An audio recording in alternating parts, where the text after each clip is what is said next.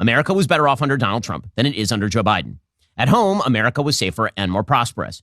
When Donald Trump was president, we did not have an open border. We were not flooding our country with at least 7 million illegal immigrants, overwhelming our cities, leaving our country wide open to the plague of Chinese and Mexican drug cartel-backed fentanyl poisoning. When Donald Trump was president, we didn't have a president who tried to use the Occupational Safety and Health Administration to force 80 million Americans to take a vaccine or lose their jobs.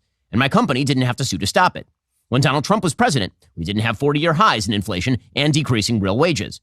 When Donald Trump was president, we didn't have a federal attempt to teach children that boys can be girls and vice versa, or to force taxpayers to subsidize abortion, or to target religious institutions for the great crime of upholding traditional Judeo-Christian values.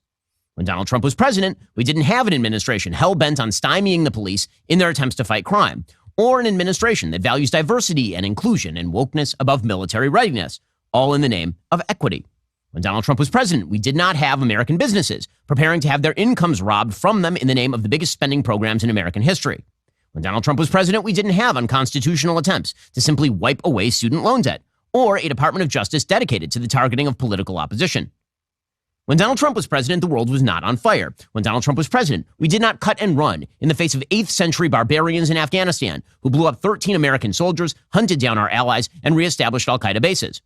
When Donald Trump was president, peace was breaking out in the Middle East between Arab nations, and Israel and Iran was in a box.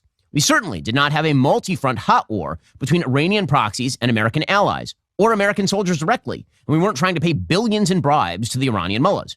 When Donald Trump was president, we didn't have a war in Ukraine. When Donald Trump was president, we didn't have China threatening imminent blockade of Taiwan. When Donald Trump was president, America was better off.